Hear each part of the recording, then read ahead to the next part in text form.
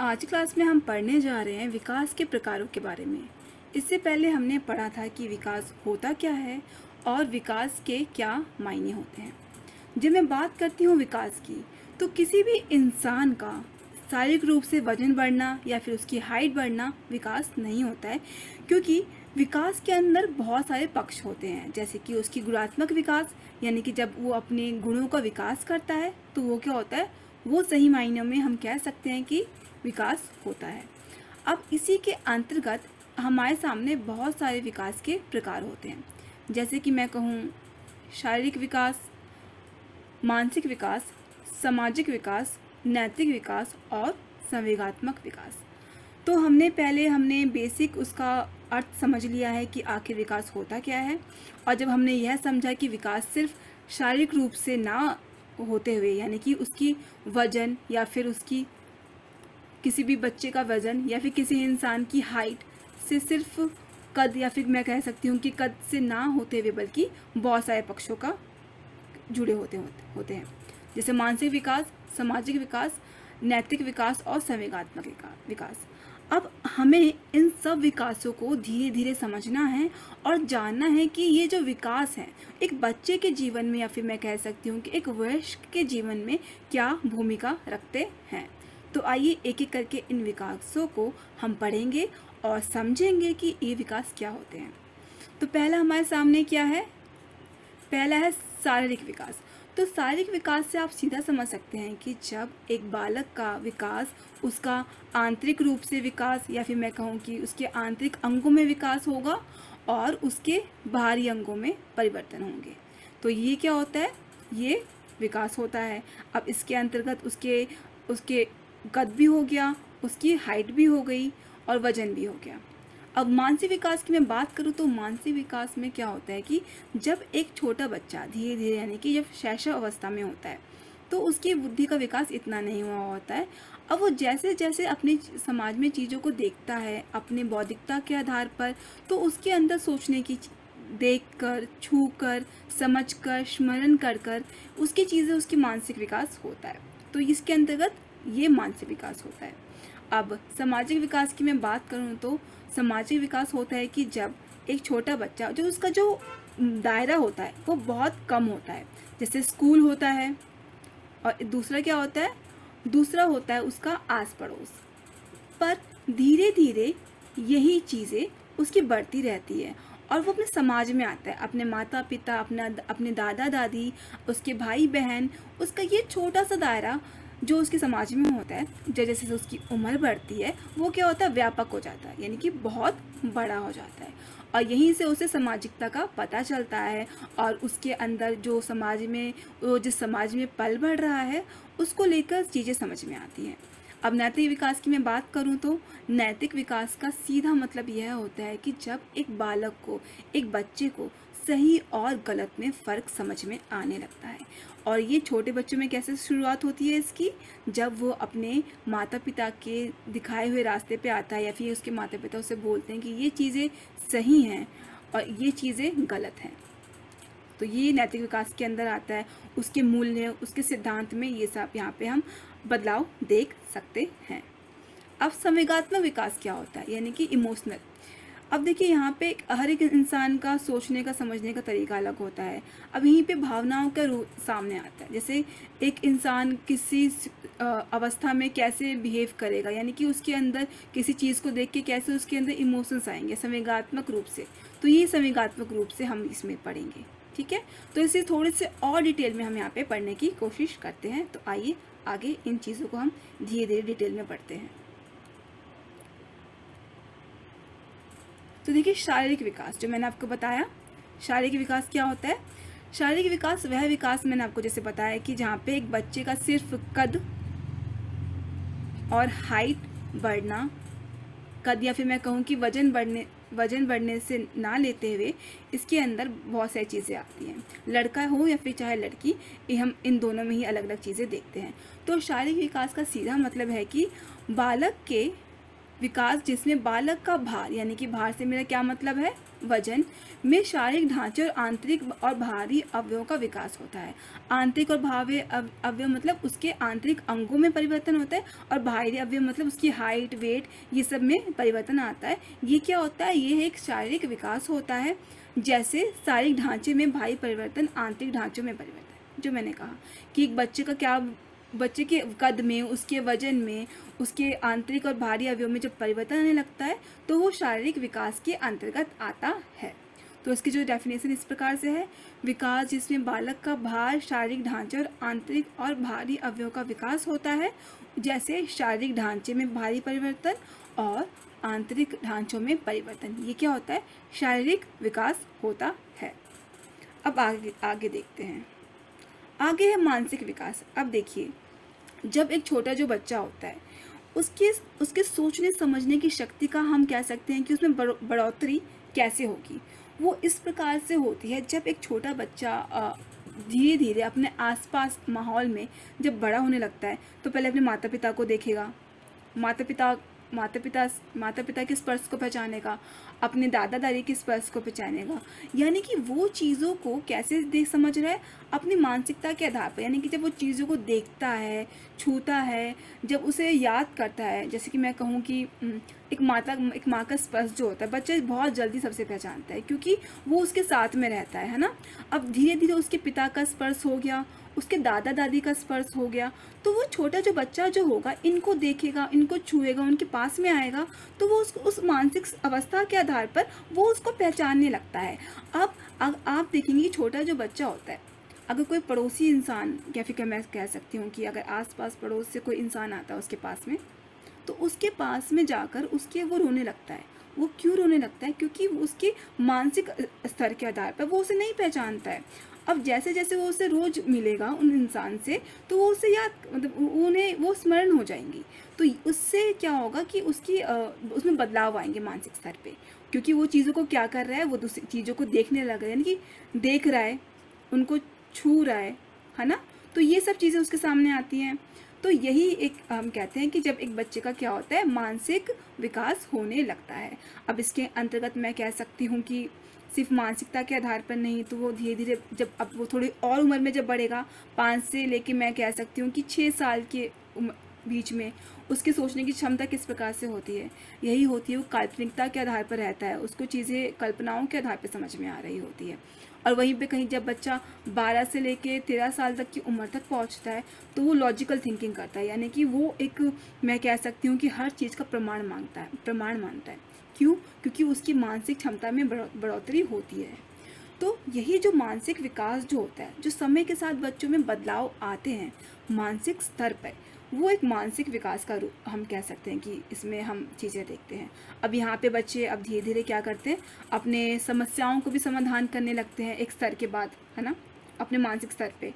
तो ये जो अवस्था थी, जो शून्य से शुरुआत तो हुई थी, वो जाते आगे बढ़ते बढ़ते वो कब तक, कहाँ तक पहुँचा, 18 साल तक उसके अंदर चीज़ों को समझने की चीज़ें हमें बढ़ती रहती है। अब इसी को हम मानसिक विकास के अंतर्गत पढ़ते हैं, ठीक है। अब देखिए इसमें क्या बोला हुआ है, इसमें जैसे इसमें डेफिनेशन में समझाऊँ तो इसमें बोला हुआ है कि विकास बालक की मानसिक योग्यता और क्षमताओं जैसे संवेदना यानी कि वो जब चीज़ों को देख रहा है, प्रत्यक्षीकरण यानी कि अब उसके सामने चीज़ें आ रही हैं, कल्पना स्मरण शक्ति, जैसे कि वो चीज़ों को बार बार देखने लगता है तो उसकी कल्पना शक्ति में बढ़ोतरी होगी, वो जो उसे रिकॉल यानी कि उसे याद कर पाएगा, विचार, निरीक्षण, परीक्षण व समस्या का समाधान करते हैं, ठीक है। जो मैंने आपको समझाया, बच्चे क्या करने लगते हैं, अपने प्रॉब्लम्स को सॉल्व करने लगते हैं, अपने समाधान को, चीज़ों को समाधान करने लगते हैं। तो ये क्या हो गया, एक मानसिक विकास की चीज़ें हम बच्चों में देखते हैं। अब इसकी और डिटेल विस्तार में मैं पढ़ूँ तो पहले क्या इसमें पॉइंट है, पहला इसमें पॉइंट है संवेदना एवं प्रत्यक्षीकरण। अब देखिए संवेदना एवं प्रत्यक्षीकरण क्या होती है। अब जब छोटा जो बच्चा होगा उसे अब चीज़ों का पता नहीं होता है, अब वो चीज़ों को छूने लगता है, तब उसको धीरे धीरे समझ में आने लगता है कि ये चीज़ें क्या हैं। वो हर कॉर्नर पे, मान लीजिए एक बार किसी छोटे बच्चे ने गलती से किसी पैनी चीज़ पे हाथ रख दिया, अब यहाँ पे क्या होगा, अब यहाँ पे ये होगा कि उस बच्चे के जो मानसिक स्तर पे वो बात हमेशा के लिए याद हो जाएगी कि अब इस चीज़ को मुझे दोबारा नहीं छूना है, क्योंकि इसे छूने की वजह से मुझे चोट लग रही है। तो यहाँ पे क्या हो गया, ये एक छूने के बाद उसके अंदर क्या हो गया, एक प्रत्यक्षीकरण, या फिर मैं कह सकती हूँ कि उसके अंदर उस चीज़ के बारे में एक विचार उत्पन्न हो गया। अब प्रत्यक्षीकरण देखिए, अब प्रत्यक्षीकरण मान लीजिए, अब उसके सामने रोज उसके पड़ोस में से एक बच्चा उसके सामने आ रहा है। अब वो जब छोटा बच्चा उसके सामने रोज आने लगेगा तो वो जो छोटा बच्चा होगा उस बच्चे को पहचानने लगेगा, क्योंकि उसे बार बार देख रहा है। या फिर मैं कह सकती हूँ कि अब जैसे कि एक बिल्ली या फिर कुत्ते में फ़र्क उससे पता कैसे चलेगा, जब वो चीज़ों को देखेगा और समझेगा। ठीक है, तो ये क्या हो गया, संवेदना एवं प्रत्यक्षीकरण, जहाँ पर आप क्या करते हो, आप छू कर पता करने लगते हो, जिसके बाद निष्कर्ष निकालने लगते हो। तो ये सब क्या हो गया, ये एक संवेदना एवं प्रत्यक्षीकरण का हिस्सा है जो मानसिक स्तर पे होता है। अब दूसरा देखिए, संप्रत्यय निर्माण करना। देखिए, अब संप्रत्यय निर्माण क्या होता है, अगर मैं वही उदाहरण देना चाहूँ तो आपको इसमें यह होता है कि मान लीजिए आपके सामने कोई इंसान, बच्चे के सामने कोई एक बड़ा आया हो, ठीक है, कोई बड़ा इंसान आया हो, एक दिन के लिए आया हो, फिर वो बहुत दिनों तक नहीं आया, मगर अब वो क्या हुआ, बहुत दिनों बाद नहीं आया, तो वो बच्चा उसे भूल जाएगा, संप्रत्यय निर्माण नहीं होगा, क्योंकि उसकी मानसिक स्तर इतनी ज़्यादा नहीं होती है।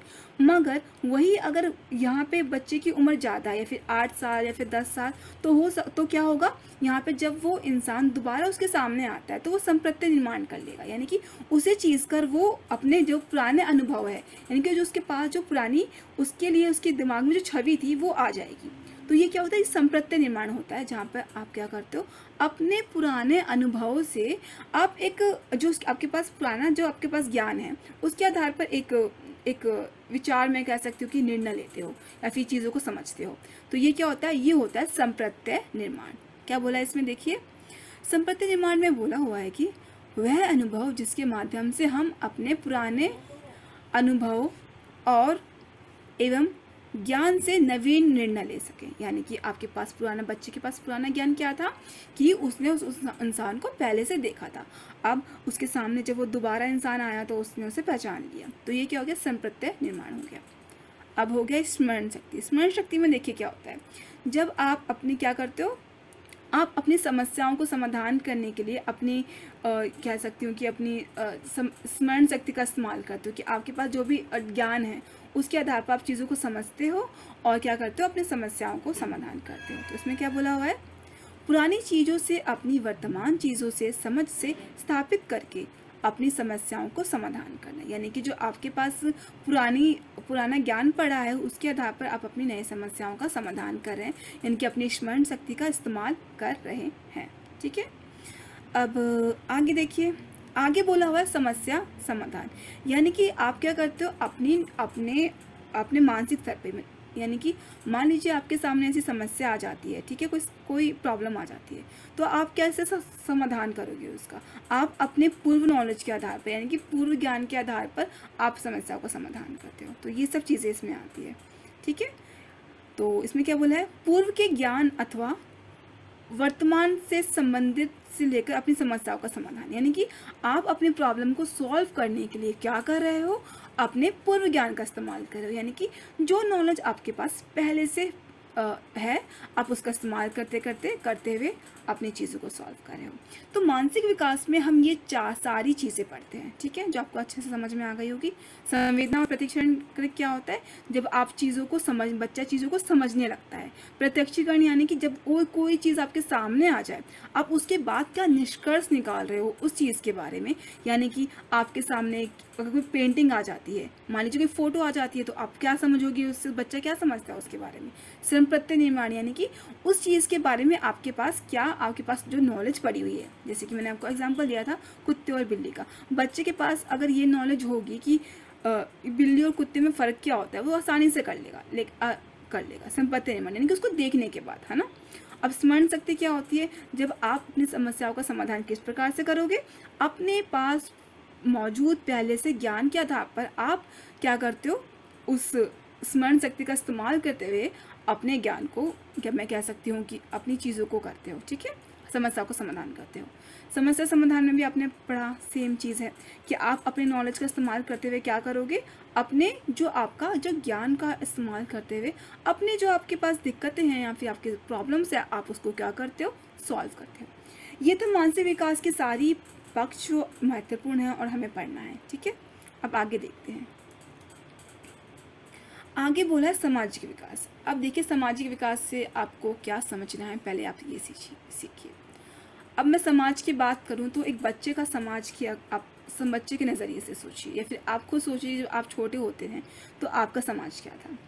एक इंसान का समाज होता है उसका घर, उसका परिवार, उसका आस पड़ोस, और जब बच्चा बड़ा होगा तो उसका स्कूल, ये मुख्यतः उसका समाज होता है। क्योंकि बच्चों के स्तर के हिसाब से मैं समझाऊँ तो अब इस स्तर पे बच्चे के अंदर जो आप बच्चों में भावनाएं डालेंगे समाज को लेकर, चीज़ों को लेकर। अगर मैं घर की बात करूं तो आप बच्चे अपने घर से क्या सीखते हैं, जो व्यवहार सीख रहे हैं, उसके माता पिता की भाषा सीख रहे हैं, कैसा व्यवहार करना है ये सीखते हैं। अब स्कूल में आने के बाद जैसे क्या कहा जाता है कि जो स्कूल जो होता है बच्चों का आधा हम क्या कह सकते हैं दूसरा घर होता है, क्योंकि यहीं पे आप बच्चा अपने देश के बारे में समझता है, उसको राष्ट्रीय गान सिखाया जाता है, उसको अपने देश के प्रति भावनाएं जागृत की जाती है। मैं कहूँ कि सामाजिक विज्ञान के जरिए, है ना। सामाजिक विज्ञान में कितने सारे विषय होते हैं जहाँ पे बच्चे अपने प्रकृति के बारे में जानते हैं, अपने क्या राजनीति के बारे में जानते हैं। तो ये क्या होता है, यहाँ पे बच्चे का सामाजिक विकास होता है, यानी कि वो क्या करता है अपने समाज के बारे में अब सीखने लगता है कि ये उसका समाज है और इसे यहाँ पे उसे क्या क्या करना है। ठीक है, उसके बारे में उसको जानकारी मिल जाती है। तो इसके बारे में हम देखिए, तो पहला पॉइंट बोला है कि सामाजिक विकास से अभिप्राय है सामाजिक संबंधों में परिपक्वता प्राप्त करना, अर्थात कहाँ प्रेम, सहानुभूति, सद्भावना, परोपकार जैसी भावना को दर्शाना है, वो भी समाज सुधार के लिए। जो मैंने आपको समझाया कि एक बच्चे का समाज क्या क्या होता है, उसका घर होता है और उसका आस पड़ोस और उसका स्कूल। ठीक है, अब यहाँ पे क्या हुआ, घर में तो उसने भाषा को सीखा, उसे किस तरीके से बिहेव करना है अपने माता पिता के साथ, अपने से बड़ों के साथ उसके माता पिता को सिखाते हैं। और स्कूल में क्या होता है, उसके देश के प्रति जो सद्भावना की बात करे जा रहे हैं, कहाँ पे प्रेम दिखाना है, जो हम स्कूल में बच्चों को सिखाते हैं कि हमें बच्चों के साथ लंच शेयर करना है। ठीक है, या फिर हम सामाजिक फंक्शंस रखते हैं स्कूलों में कि बच्चों, जहाँ पे बच्चे अपने अलग अलग देश के, हमारे जो देश के फिर गाने हो गए या फिर डांस हो गया, अलग कॉम्पिटिशन्स करवाते हैं। क्यों करवाते हैं, क्योंकि हम बच्चों को उनके अंदर समाज के प्रति, यानी कि हमारे एक दूसरे के प्रति क्या हमारा दायित्व बनता है, क्या हमें करना चाहिए, इसके बारे में हमें सीखना होता है। तो यही बोला है इसमें कि सामाजिक विकास से क्या होता है कि सामाजिक संबंधों में कि एक दूसरे के प्रति एक जो हम क्लासरूम में एक कक्षा में जो एक बच्चों के बीच में जो माहौल पैदा करते हैं, ये क्या हो गया, ये सामाजिक परिपक्वता के अंतर्गत आता है। और कहाँ पे प्रेम दिखाना है, यानी कि कहाँ पे हमें भाईचारा दिखाना है, ऐसी चीज़ें हमारे सामने आती है। तो ये वो भी समाज सुधार के लिए, है ना। तो ये सब क्या हो गया, ये सामाजिक विकास के मुख्य बिंदु हैं। अब तो ये बेसिक हमें समझना आता है कि सामाजिक विकास के अंतर्गत क्या क्या चीज़ें आती हैं। अब देखिए नैतिक विकास क्या होता है। अब नैतिक विकास से मैं बात करूं तो पॉजिटिव और नेगेटिव। ठीक है, मैं पॉजिटिव नेगेटिव की क्यों बात करती हूँ, सकारात्मकता और नकारात्मकता की क्यों बात करती हूँ। तो देखिए, एक बच्चा जो होता है उसके अंदर ऐसी कोई आप छोटे बच्चे में आप उसके अंदर कोई ऐसी कोई नैतिकता में कुछ नहीं होता है। एक नैतिक विकास जो होता है वो उसके माता पिता और उसके स्कूल के जरिए उसको सिखाया जा सकता है। अगर आप एक छोटे बच्चे को, अब दो बच्चे का मैं एग्जांपल लेती हूँ, पहला बच्चा और सेकंड बच्चा, ए और बी ले लेती हूँ। ठीक है, ए और बी। अब मान लीजिए एक ए जो है उसको, वो एक अच्छे घर में पला बड़ा है। अच्छे घर से मेरा मतलब है उसको अच्छी उसकी शिक्षा दी जाती है, गलत कार्य करने पे उसे दंड दिया जाता है और उसको हर कोई रोकता टोकता है जब वो गलत कार्य करता है, और उसको पनिशमेंट भी मिलती है उसके माता पिता से अगर वो कुछ गलत कार्य कर रहा है। चोरी करता है तो उसको डांट पड़ती है। अगर वो किसी बच्चे के साथ गलत व्यवहार करता है तो उसे डांट पड़ती है। अगर ए की मैं बात करती हूँ तो यहाँ पे आप उस बच्चे के अंदर सीधा पॉजिटिव, मैं कह सकती हूँ सकारात्मक विकास देखेंगे। अब मैं बी की बात करती हूँ। बी एक ऐसा, मान लीजिए ऐसा बच्चा है जहाँ उसको सही माहौल नहीं मिला है, ना ही वो सही वातावरण में उसको वातावरण मिला, और ना ही उसके माता पिता से उसे गलत चीज़ें करने पर उसे रोका टोका गया। तो यहाँ पे क्या होता है, उस बच्चे के अंदर उसको कोई समझ नहीं है। इन दोनों बच्चों को, उनमें कोई भेदभाव नहीं है, पर इनमें जो नैतिकता का विकास होगा वो दोनों ही अलग हो जाएंगे। और वो क्यों हो जाएंगे? क्योंकि उनको क्या हुआ, वातावरण सही नहीं मिला। अब मैं इस बी की बच्चे की बात करूँ तो इसको सही वातावरण नहीं मिला, उसको नहीं पता था कि गलत चीज़ों करने पे उसे दंड नहीं मिला, तो उसको लगा कि सही चीज़ है तो वो करता गया। तो अब एक स्तर के बाद हो सकता है कि आगे बढ़कर वो चोरी करने लग जाए बड़े स्तर पे, है ना, क्रिमिनल बन जाए। तो ये क्या हुआ, एक नकारात्मकता की चीज़ देखते हैं। और अगर ये विकास बच्चों में नहीं होगा तो वो कहीं ना कहीं एक सही इंसान नहीं बनेंगे, और उनमें सही और गलत की पहचान उनमें नहीं हो पाएगी। ठीक है, तो ये चीज़ हमने अच्छे से समझी। अब ठीक है, ये हमने एक बेसिक कॉन्सेप्ट समझ लिया, बेसिक अवधारणा समझ ली है नैतिक विकास की। अब इसी को अगर मैं पढ़ने जाऊँ, इसकी डेफिनेशंस को, आपको यही मिलेगा इसमें। तो देखिए क्या बोला है इसमें, विकास में समाज भली भांति सहयोग देकर मानव जीवन के लिए, आचरण को जीने के लिए, ग्रहण करने के लिए, रहन सहन जैसे विषयों के बारे में सिखाता है। जो मैंने बात बोली, जो मैंने आपको स्टार्टिंग में बताया कि एक बच्चे का जो समाज क्या होता है, उसका घर होता है, उसका परिवार होता है, और उसका स्कूल होता है। ये उसकी मुख्य दो चीज़ हैं, जो उसका तीन चीज़ होती हैं, आस पड़ोस और विद्यालय, जो उसका पूरा संसार मैं कह सकती हूँ। अब समाज के रूप में आपका दायित्व है कि आप उस बच्चे को जीवन जीने के लिए, यानी कि एक अच्छा जीवन जीने के लिए आप उसको क्या आचरण सिखा रहे हैं। आचरण से मेरा मतलब है कि आप उसको क्या शिक्षा दे रहे हैं, और इससे क्या होगा, उसके रहन सहन में उसमें परिवर्तन आएगा। ठीक है, तो इसके बारे में पॉइंट पहला जो मैंने आपको समझाया था, बिल्कुल एग्जाम्पल से लिंक हो रहा है ये। ठीक है, अब देखिए दूसरे में क्या बोला है, दूसरे में बोला है कि मनुष्य के नैतिक स्तर का अर्थ होता है उसका पालन पोषण और वर्तमान, जिसमें उसके गुणों का पोषित किया जाता है, चाहे वो गुण हो या अवगुण हो। गुण का मेरा मतलब क्या था इसमें, जो इसमें, ठीक है, आप समझ गए होंगे। सिंपल सा मतलब है कि जो एग्जाम्पल था वो सीधा पालन पोषण के ऊपर ही था। गुण का यानी मतलब है कि पॉजिटिव, और अवगुण का यानी कि नेगेटिव। ठीक है, अगर आप बच्चों को सही पालन पोषण नहीं देते हो तो उससे क्या होगा, उसके अंदर क्या होगा, एक नेगेटिव पॉइंट और पॉजिटिव पॉइंट, यानी कि उसे सही और गलत में फ़र्क नहीं समझ में आएगा, है ना। तो आपका क्या दायित्व है, बच्चे के पालन पोषण में आप क्या करो, उसके अंदर जो गुण है ये सबको आप सही तरीके से कर सकते हो। तो ये क्या हो गया, ये नैतिक विकास के अंतर्गत आता है। अब ये जो है आगे देखते हैं, संवेगात्मक विकास।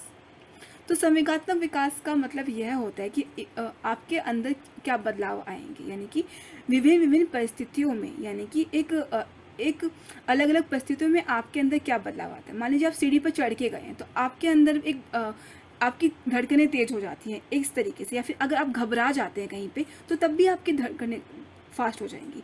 और या फिर मैं कहूँ कि अगर आप कहीं पे आपने कोई ऐसी चीज़ देख ली है तो आपके अंदर घृणा नहीं तो आपके दुख या फिर दर्द, ऐसा चीज़ उत्पन्न हो सकती है। तो जिससे क्या होता है, आपके अंदर आपके आंतरिक रूप से बदलाव आएंगे, यानी कि आपके चेहरे पे वो दिख जाएगा। मान लीजिए आपने कोई ऐसी चीज़ देखी, जैसे जानवर को देख लिया, शेर को ला के हम रख देंगे तो आपके अंदर इमोशनल पूरा एक आप डर जाएंगे। तो ये क्या होता है, ये होता है भावनात्मक, मैं कहती हूँ संवेगात्मक विकास। अब ये अच्छी जगह भी, मतलब आपको पता होना चाहिए कि हर जगह आपको कैसे सही जगह पे आपको कैसे इन इमोशंस को दिखाने हैं। ठीक है, तो इसमें यही बोला है कि आत्मिक भाव की उत्पत्ति जो उत्तेजनाओं को पैदा करती है, वह भी खास स्वभाव व्यवहार पर, जिनमें अनेक परिवर्तन आते हैं। जो मैंने आपको समझाया कि आपको गुस्सा होता है तो आपका चेहरा लाल हो जाता है, आपको पता चल जाता है सामने वाले इंसान को कि इस इंसान को गुस्सा है। जब आप डर जाते हो तो आपके चेहरे पर साफ दिखता है, और आप जब घबरा जाते हो तब भी आपके चेहरे पर वो साफ दिखेगा। वो क्यों दिखेगा, क्योंकि आपके अंदर एक संवेगात्मक, मैं कह सकती हूँ कि वो बदलाव आया होता है, इस वजह से ये चीज़ें दिखती हैं। फिर इसमें बोला है कि जैसे हृदय की गति में परिवर्तन, रक्त की गति में परिवर्तन, सांस की गति का तेज होना, आने की पूरी ग्रंथि में परिवर्तन, जो सुख और दुख दोनों भावनाओं को उत्पन्न करना है। जो मैंने आपको समझाया, सुख और दुख, यानी कि मान लीजिए आपके बहुत अच्छे नंबर आ गए हैं, आपने टॉप कर लिया स्कूल में, बच्चे ने टॉप कर लिया स्कूल में, तो उसके अंदर वो चेहरे पर उसकी खुशी दिखेगी। ठीक है, और वहीं पर एक दूसरा बच्चा मान लीजिए फेल हो गया तो वो बहुत ही दुखी हो जाएगा, है ना। तो ये भावनाएं हो सकती हैं। या फिर कुछ तो फिर ये क्या होगा, ये संवेगात्मक विकास होता है। तो इस तरीके से हमने इन सभी महत्वपूर्ण बिंदुओं को, विकास की चीज़ों के बारे में समझ लिया। अब मुझे उम्मीद है आपको ये इस क्लास में ये सारे विकास के जो विभिन्न पक्ष हैं वो अच्छे से समझ में आएंगे। तो आज क्लास के लिए बस हम विकास की इस अवधारणा को अच्छे से समझेंगे। नेक्स्ट क्लास में हम इसी से विकास से जुड़े कुछ और अन्य महत्वपूर्ण पक्षों को पढ़ेंगे। धन्यवाद।